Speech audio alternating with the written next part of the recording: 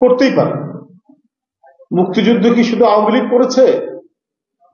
মুক্তিযুদ্ধ কি শুধুমাত্র আওয়ামী লীগের অবদান? তা তো না। মুক্তিযুদ্ধ ছিল মূলত একটি গণতান্ত্রিক আন্দোলন। মুক্তিযুদ্ধে রূপ নিল কারণ যে অধিকারটুকু দেওয়ার কথা, নির্বাচনের যে ফলাফল প্রকাশ করার কথা, সেই ফলাফল প্রকাশ হওয়ার পরেও নির্বাচিত যারা হয়েছেন তাদেরকে সরকার গঠন করতে দেয়নি। ওটা করেছে ইয়াহিয়া খান, ওটা করেছে টিক্কা খানরা, ওটা করেছে জুলফিকার আলী ভুট্টো।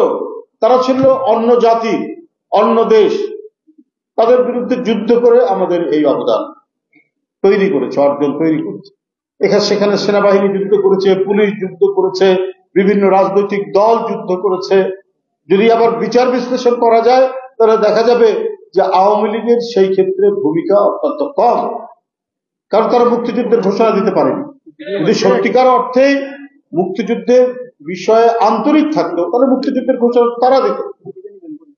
26শে মার্চ স্বাধীনতার ঘোষণা আর 17ই এপ্রিল আপনার সরকার গঠন করা হলো, মুজিবনগর সরকার। তারপরে তারা সকলেই দ্বিধান্বিত ছিলেন, অস্পষ্ট ছিলেন, কি করবেন কি করবেন না এই ভাবনার মধ্যে। এই কারণেই ওরা স্বাধীনতা উত্তর মনে করেছে যে আমরাই থাকবো এবং আমাদের যারা বিরোধিতা করবে তারাই হচ্ছে দেশের শত্রু। সেই চরিত্র ক্যারেক্টার কিন্তু শেষ দিন পর্যন্ত ছিল, শেখ হাসিনার পালিয়ে যাওয়ার দিন পর্যন্ত। এই কারণে এটিএম খালেদ ছাত্র দলের নেতা কিন্তু বীর মুক্তিযোদ্ধা, সে ক্ষমা পায়নি, তাকে পৃথিবী থেকে সরিয়ে দিয়েছে শেখ হাসিনার পরশুরা।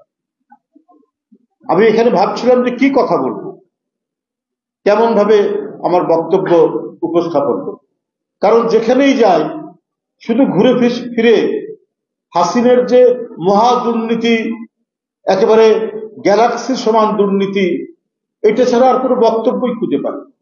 এবং দুর্নীতির যে বিভিন্ন ডাইমেনশন, দুর্নীতির যে বিভিন্ন মডেল, কোন মডেলটা ধরে কথা বলবো?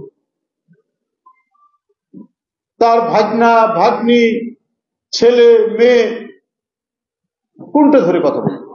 রূপপুর পারমাণবিক প্রকল্প রাশিয়ার সাথে চুক্তি করেছে 500 কোটি টাকা শেখ হাসিনা, তার ছেলে সজীব ওয়াজেদ জয় এবং তার যে ভাগ্নি সে আবার ইংল্যান্ডের এমপি এবং সিটি এমপির দায়িত্বে। তারা মালয়েশিয়ার এক ব্যাংক থেকে সেই 500 কোটি ডলার তুলে নেওয়ার, আত্মসাৎ করার অভিযোগ রয়েছে এবং সুস্পষ্ট। গণমাধ্যমগুলো পড়ে দেখুন, তাহলে কোন জায়গা থেকে ধরুন? টিউলিপ লেখাপড়া করেছে ইংল্যান্ডে, ইংল্যান্ডে একজন এমপি, একজন জনপ্রতিনিধির 1 টাকা 1 পয়সা দুর্নীতির, এটা একটা স্বপ্নের বিষয়।